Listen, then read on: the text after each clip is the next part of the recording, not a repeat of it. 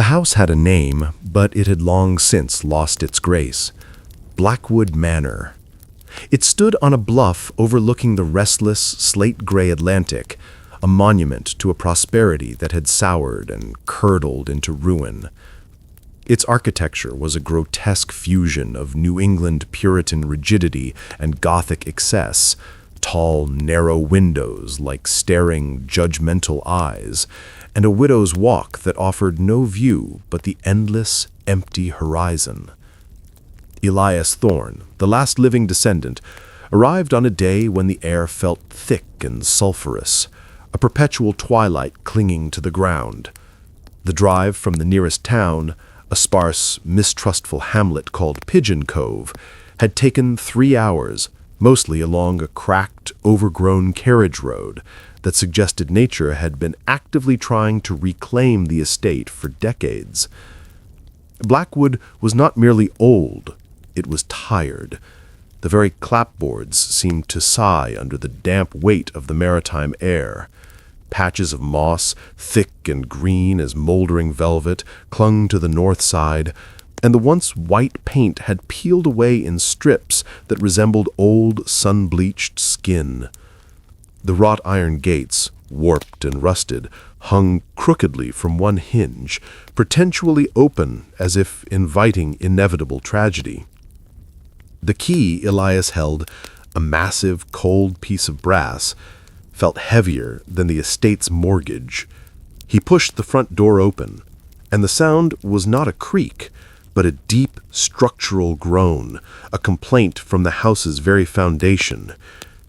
Inside, the air was a chilling composite of dust, dried seawater, and something else, a faint, metallic scent that Elias instinctively knew was dried blood.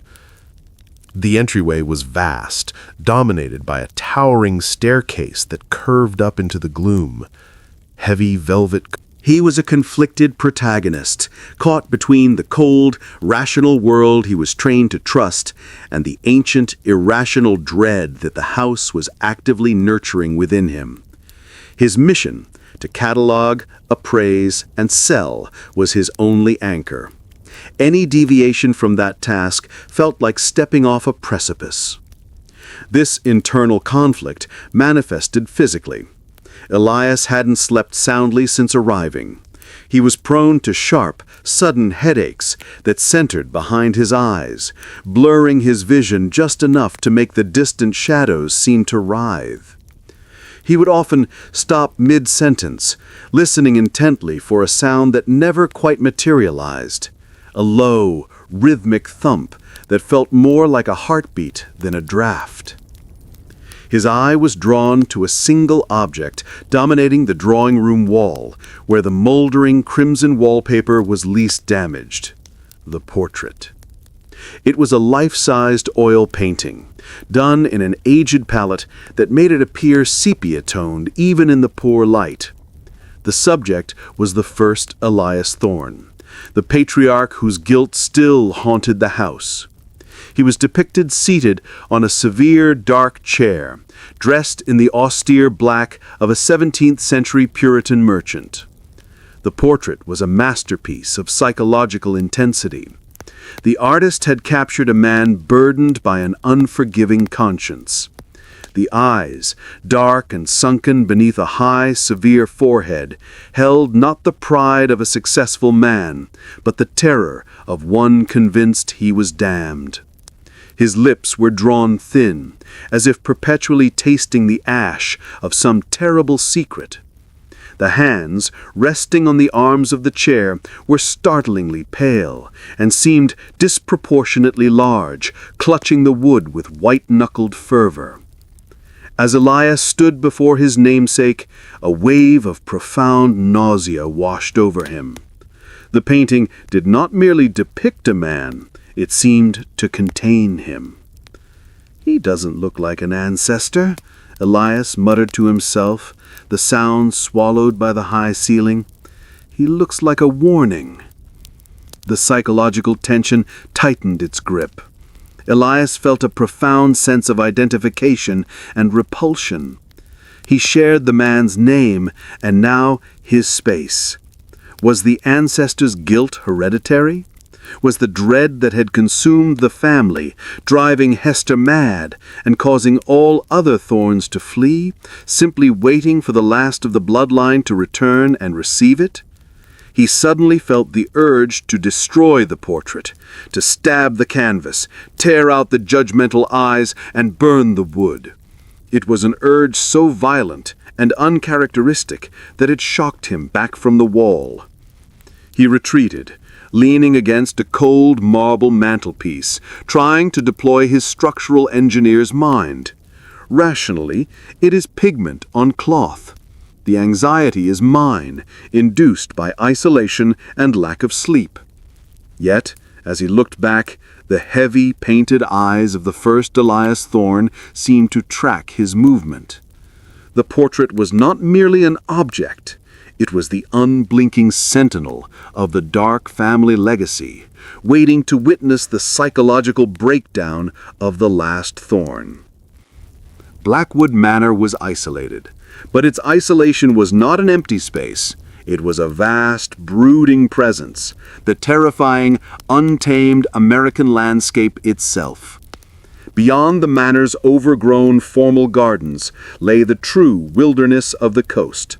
The air around the ruins was colder still, lifeless, and heavy with the scent of damp, disturbed earth. The historical period of Blackwood Manor, 17th to 19th centuries, spanned the era of America's original sin, the institution of slavery, which, though often romanticized as a Southern phenomenon, was deeply ingrained in Northern commerce and agriculture as well. The Thorne family, with their vast New England holdings in rum and timber, were inexorably tied to this system. While the family journals focused obsessively on their spiritual failings, they were conspicuously silent on their moral ones. This silence, Elias realized, was the true historical horror. He entered the remains of a small, windowless stone structure, likely the servants' quarters, or perhaps, more ominously, a root cellar used for something other than storage. The floor was packed earth, uneven and littered with shards of broken stoneware and rusted iron tools.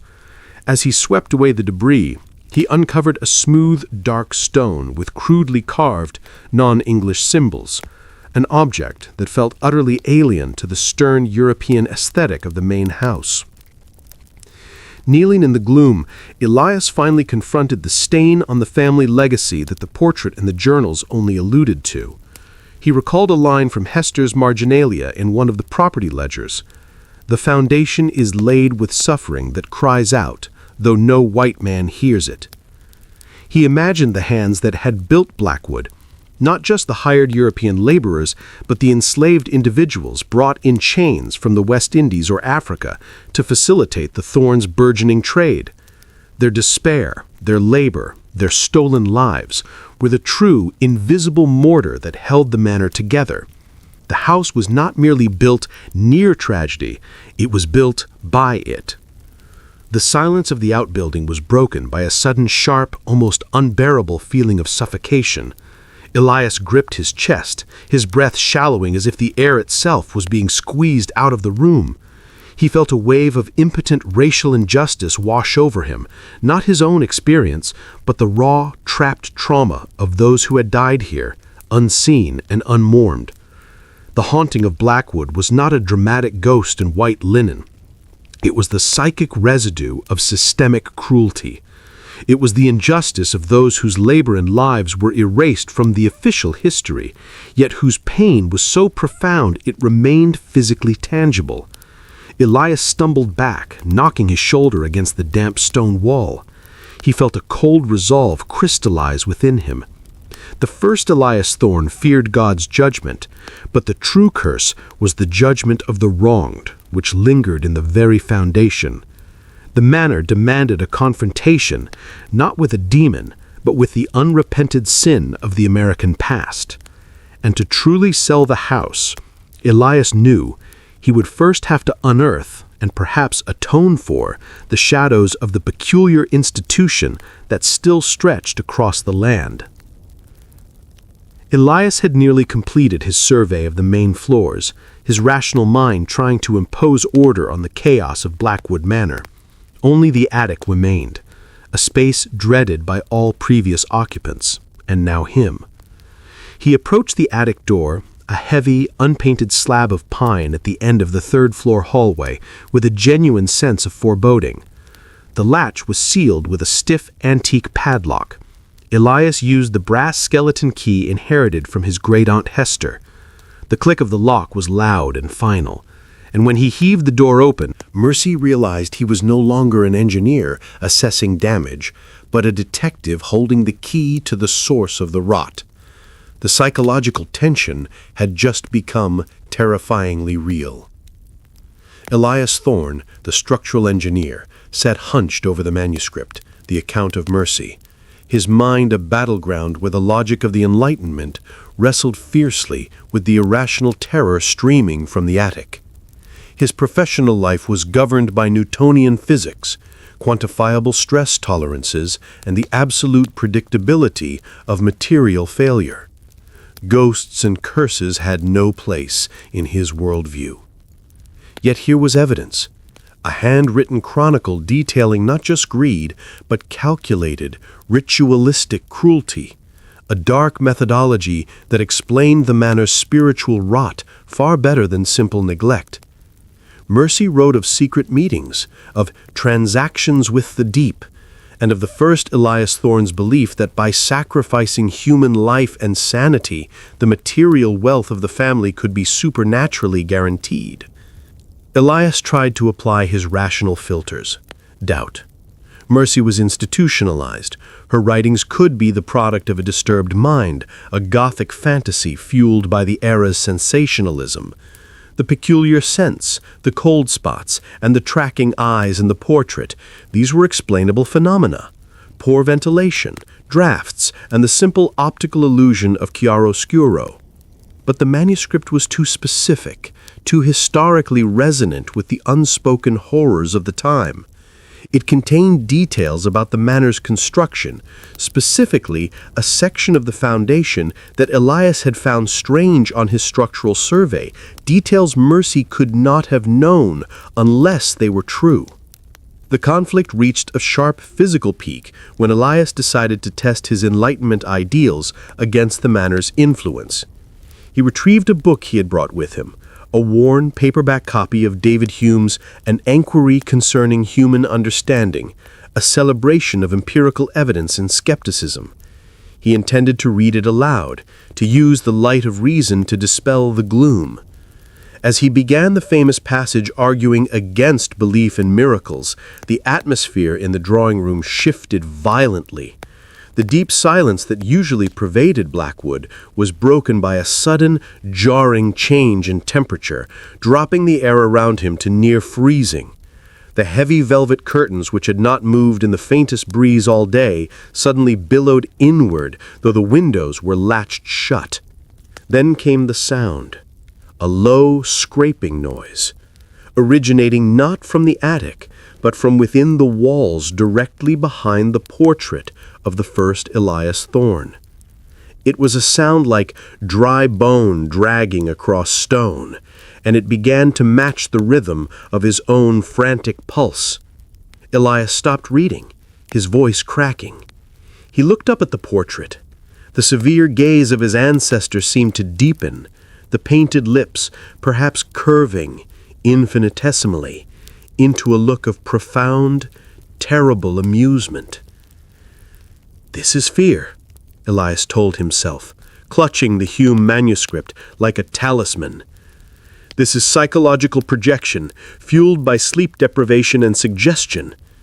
Yet his hand was shaking so violently that the book slipped, falling to the floor with a muffled thud. The scraping noise stopped instantly, replaced by a dense, crushing quiet, a silence that felt less like an absence of sound and more like a massive, focused presence. Elias understood then that the house was mocking his logic. The supernatural threat was not a vague, romantic haunting. It was a focused, malevolent intelligence that actively scorned the measurable world. He could analyze the stress tolerances of the foundation, but he could not analyze the spiritual corruption that underpinned the structure. The conflict was unwinnable, for while Elias clung to reason, the terror operated outside of it, in a realm where the laws of nature were merely But the manor answered with its crushing silence, a silence that seemed to carry the undeniable retort, "You are Thorn, you are ours." He found himself performing strange, compulsive rituals. He would measure the width of doors multiple times, searching for minute discrepancies that would prove his engineering skills still functioned.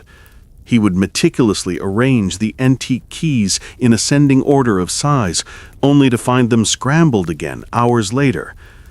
These acts of logic and order were desperate attempts to anchor himself to sanity. The ultimate sign of his collapse came when he returned to the hidden room in the attic. He found Mercy's manuscript lying open. He distinctly remembered closing it and replacing the cloth. The page it was open to contained a single sentence underlined 3 times in frantic ink. "The soul is the price, and the house demands its rent." He screamed. A raw, inhuman sound that was muffled by the thick, sound-dampening walls. Elias realized with chilling clarity that the isolation wasn't just physical. It was a carefully curated environment designed to expedite the Thorn family curse, a descent into the inherited madness. He was no longer trying to solve a mystery. He was fighting to keep his mind from becoming the final, permanent residence of the manor's malevolence. He had survived the house's history and its secrets, but he was rapidly losing the war for his own sanity. The descent into madness had not completely severed Elias's ties to the world. He was still the nominal heir, and the estate required certain legal formalities. His lawyer, a stern man named Mr. Finch, who saw only assets and liabilities, insisted Elias attend the annual Pigeon Cove Historical Society Gala, a public event framed as a fundraiser but serving mostly as a social display for the region's old money. Elias saw the invitation as a chance for escape, a brief respite from Blackwood's suffocating presence. He dressed in a suit that felt heavy and alien, his gaunt face and haunted eyes starkly contrasting with the forced cheer of the event. The gala was held in the grand colonial-era ballroom of the town's oldest hotel. It was a social gathering where the town's most prominent families, descendants of the founders, the merchants, and the magistrates, paraded their inherited respectability. The atmosphere was a thin veneer of civility stretched over decades of accumulated secrets. Elias entered the room and immediately felt the gazes of the assembled elite, eyes sharp with curiosity and a touch of schadenfreude regarding the last crumbling Thorn. The women wore silks and lace, the men stiff collars and practiced smiles. It was a masquerade of moral purity. The moral decay, however, was subtly visible everywhere. Elias overheard snippets of conversations, a merchant boasting about underpaying his dock workers, a magistrate discussing how a certain zoning ordinance was conveniently stalled, and a matron subtly dismissing a rival family's lineage due to a supposed unfortunate incident involving piracy. Every polite exchange was underpinned by avarice and cold calculation. He saw Mr. Finch deep in conversation with a portly man, their heads bent conspiratorially over a glass of amber liquid. Elias, Driven by a desperate need for the truth to be external rather than internal, a final failing grasp at sanity, Elias went straight to the old fortified basement. The foundation was stone, massive and cold, a true bunker against the Atlantic gales. Here, the air did not smell of decay, but of gunpowder and cold sweat. He found it in a dark recess behind a stack of cordwood, an area of the stone wall that was deeply scarred, not by erosion, but by repeated impact. Musket balls, blackened and flattened, were still lodged in the mortar, silent, ugly remnants of a skirmish. As Elias shone his lantern on the marks, the cold silence of the basement gave way to the phantom sensation of noise. He didn't hear it with his ears, but with the very core of his mind. The sharp, cracking report of gunfire, the desperate shouts in an archaic dialect, and the metallic clang of bayonets. This wasn't merely a ghost's presence, it was a time warp of trauma, the scene replaying itself for the benefit of the last thorn. Mercy's journal confirmed the reality. In 1778, a small skirmishing party of colonial militia, using Blackwood as a temporary lookout, was ambushed by a band of loyalists. The ensuing brutal fight in and around the manor was swift, savage, and mostly forgotten by historians. But the death toll was significant. 6 colonial men, 3 loyalists, and, most damningly, 2 enslaved workers from the Thorne estate, killed in the crossfire. The violence of the revolution, the chaotic, brother-against-brother bloodshed, had sanctified the ground with meaningless death. The soldiers' deaths were tragic, but the deaths of the enslaved workers represented the culmination of the manor's original sin. They died fighting a war for a freedom that would never be their own, their lives treated as utterly expendable collateral. As Elias stood there, he felt a sudden, chilling drop in temperature. He saw a fleeting impression against the stone wall, not a full figure, but a composite of movement. The silhouette of a man in a tri-corner hat raising a musket, and beneath it the frantic, panicked shadow of a kneeling figure, hands raised in supplication. This was the manor's deepest, most corrosive haunting, the unrepented tragedy of the expendable life. The house had absorbed the hatred of the soldiers, the fear of the ambush, and the final, crushing injustice of those who died with no name and no cause. Elias backed away, climbing the stairs quickly. The house wasn't haunted by an event, it was steeped in the spirit of violence, a constant, churning malevolence derived from the moment a historical conflict boiled over and left its permanent stain. The house and America itself had never truly moved past the foundational violence that bought its land and forged its identity. Elias knew that to stay here was to become the next victim of that enduring, unresolved conflict. Elias's grip on reality was already tenuous, and the events of the town gala had confirmed his deepest paranoia. The moral corruption of Blackwood Manor was reflected in the living, breathing townspeople. It was against this backdrop of pervasive societal deceit that the final, devastating act of betrayal would play out, a horrifying revelation of misplaced trust embodied by a supposed ally. Mr. Finch, the family lawyer, Finch smiled, a chillingly final gesture. I am simply concluding the Thorne legacy, Elias. It was always destined to end in a transaction, not an exorcism. Elias realized that the greatest threat was not the ghosts behind the walls, but the man in front of him. The true haunting was the perpetual betrayal of ethics for profit, and Elias was the final sacrifice demanded by the deceiver. The confrontation with Mr. Finch had left Elias Thorne vibrating with a cold, desperate clarity. The lawyer was gone, driven away not by Elias's threats, but by the rapidly darkening sky. As the sun vanished, the atmosphere at Blackwood Manor underwent a terrifying transformation, marking the peak of the horror with a sudden, violent, dramatic weather event. A nor'easter, a severe coastal storm common to New England, slammed into the bluff. The wind was not just strong, it was a physical, screaming entity that hurled itself against the stone walls, roaring like 1,000 enraged voices. The deep, rolling crash of the Atlantic waves, usually a solemn background noise, intensified into a percussive, house-shaking cannonade. Elias was trapped. The isolation, once a quiet psychological burden, was now a lethal physical reality. The storm perfectly mirrored the climax of his internal terror and the boiling point of the manor's history.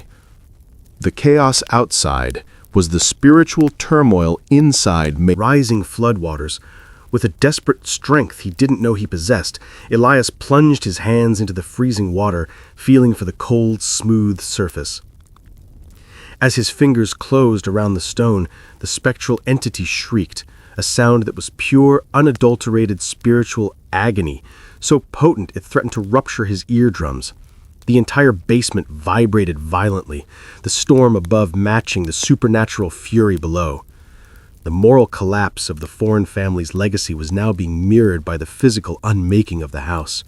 The floors above groaned and splintered. Dust and plaster rained down.